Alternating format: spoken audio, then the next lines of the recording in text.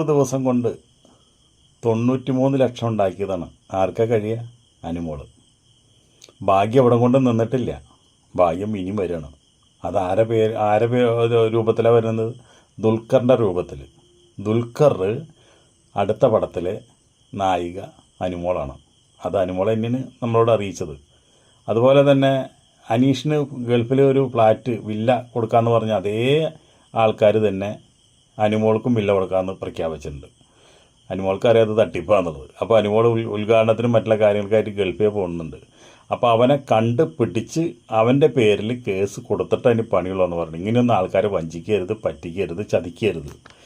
ഇങ്ങനെയുള്ള ആശ കൊടുത്ത് അവരെ ബിസിനസ്സിന് വേണ്ടിയിട്ടാണ് ഇവരെയൊക്കെ ഉപയോഗിക്കുന്നത്. ആ ബിസിനസ് വേണ്ടി ഉപയോഗിക്കൽ ഇതോടുകൂടി അവസാനിപ്പിക്കണമെന്ന് പറഞ്ഞുകൊണ്ട് അനുമോൾ അവിടെ കേസ് കൊടുക്കാൻ പോകുന്നുണ്ട്. അപ്പോൾ അനുമോളുടെ ഭാഗ്യം നോക്കിയേ. ഇപ്പോൾ എല്ലാവരും പറയും അനീഷാണ് 10 ലക്ഷത്തിൽ മേലെ വോട്ടിന് ജയിച്ച 10 ലക്ഷത്തിൻ്റെ താഴെ നിൽക്കുന്ന അനീഷാണോ വിന്നർ? അല്ലല്ലോ. അതിപ്പോൾ നമുക്ക് വ്യക്തമായിട്ട് മനസ്സിലായി. ഞാൻ അനുമോളെ ആദ്യം മുതൽ കുറ്റം പറഞ്ഞു കൊടുന്ന ആളാണ്. അത് അനുമോളുടെ കളി ശരിയല്ല, അനുമോളുടെ കാര്യങ്ങളൊന്നും അത്ര അങ്ങോട്ട് പിടിച്ചോടുന്നില്ല. പക്ഷേ 10 ലക്ഷം വോട്ടുണ്ടെന്ന് പറഞ്ഞു കഴിഞ്ഞാൽ നമുക്ക് അംഗീകരിക്കാണ്ടിരിക്കാൻ പറ്റില്ല. അതൊരു മെജോറിറ്റി വോട്ട് തന്നെയാണ്. അനീഷിന് ഒരു 10 ലക്ഷം രൂപ കൊണ്ടു കൊടുത്തത് എന്ത് വകുപ്പിലാണെന്ന് നമുക്കൊരു പിടുത്തമില്ല, കൊടുക്കേണ്ട ഒരു വകുപ്പുമില്ല.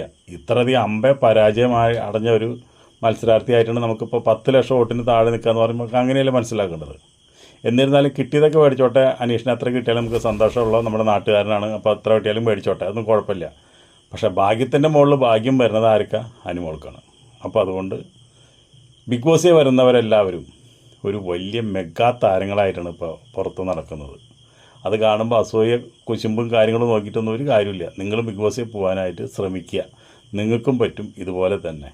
ഈ സാധാരണക്കാരൻ്റെ കാർഡ് ഇറക്കി നമ്മുടെ അനീഷ് കളിച്ച പോലെ നിങ്ങളും ബിഗ് ബോസിൽ സാധാരണക്കാരൻ്റെ കാർഡ് ഇറക്കി കളിക്കുക. അപ്പോൾ എല്ലാവരും സാധാരണക്കാരായി. സാധാരണക്കാരുടെ വോട്ടാണ് മെജോറിറ്റി വരിക. അപ്പോൾ അത് നിങ്ങൾക്കും കിട്ടും.